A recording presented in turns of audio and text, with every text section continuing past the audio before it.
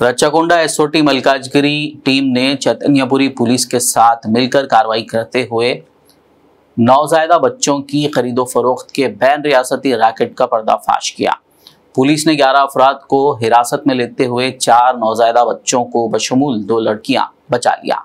Police ने मुलजिमीन के कब्जे से 5000 नकद रकम के अलावा 11 मोबाइल फोन जब्त कर लिए, जिसकी जुमला मालियत 95,000 बताई गई है।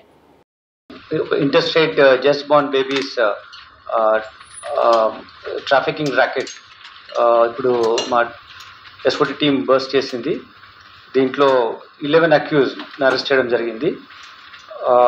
ఈ బేబీస్ని 2 baby boys and 2 baby girls, total 4 ఈ బేబీస్ని గుజరాత్ నుంచి, అహ్మదాబాద్ నుంచి ఉన్నటువంటి ఒక మెయిన్ అక్యూజ్ గుజరాత్ నుంచి తీసుకొచ్చి ఇక్కడ మన ఆంధ్రప్రదేశ్, తెలంగాణ 2 రాష్ట్రాల్లో అమ్మారు. ఇంకొక పిల్లవాడిని వాళ్ళు ఫేక్ డాక్యుమెంట్స్ క్రియేట్ చేసి అమ్మే ప్రాసెస్ ఉన్నప్పుడు మేము పట్టుకోవడం జరిగింది. ఇందులో టోటల్గా 11 అక్యూజ్ను అరెస్ట్ చేశాం. హౌ ఇట్ హ్యాపెండ్ అంటే ఒక లేడీ వందన అని అహ్మదాబాద్, గుజరాత్లో ఉంటారు. ఆవిడ సావిత్రి అనే ఆవిడతో ఉన్నటువంటి అసిస్టెంట్, దెన్ సునీత సుమన్ అనే ఇంకొక అసిస్టెంట్, ఇద్దరితో కలిసి మన రాష్ట్రంలో ఉన్నటువంటి కోలా కృష్ణవేణి అనే ఒక మహిళతో ఈ విషయంలో సోషల్ మీడియా ద్వారా ఫ్రెండ్స్ అయ్యి ఇటువంటి ఇల్లీగల్ వేలో జస్ట్ బార్న్ బేబీస్ని అమ్మడానికి, ట్రాఫికింగ్లో అక్కడి నుంచి గుజరాత్ నుంచి తీసుకొచ్చి ఇక్కడ అమ్మడానికి వీళ్ళు స్ట్రాటజీ ఎవాల్వ్ చేశారు. వీళ్ళు ఒక్కొక్క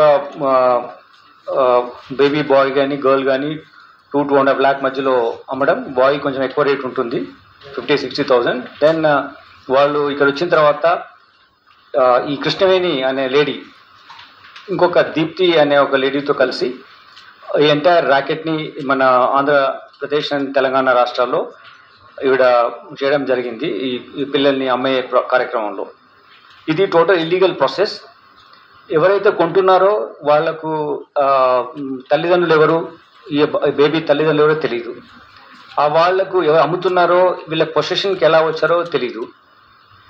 అంతేకాకుండా ఈ ప్రాసెస్లో ఒక చట్ట పరిధిలో అడాప్షన్ తీసుకోవాల్సిన విషయాన్ని మర్చిపోయి కేవలం మనీ ట్రాన్సాక్షన్స్లో ద్వారా తీసుకోవడం. వాళ్ళు తీసుకునే టైంలో వాళ్ళ ముందే ఇది false and fake documents create చేయడం, బర్త్ సర్టిఫికేట్ లాంటివి కానీ లేకపోతే ఆధార్ లాంటివి క్రియేట్ చేసి ఫేక్ తీసి దాన్ని అమ్మడం, ఇవన్నీ ఎంటైర్ ప్రాసెస్ వీళ్ళందరూ నాలెడ్జ్లో ఉంది. ఎవరైతే కొంటున్నారో నాలెడ్జ్లో ఉంది. వాళ్ళు మేబీ వాళ్ళకి చిల్డ్రన్ లేరు కావచ్చు, that is different issue. But there is a legal methodology to adopt a child.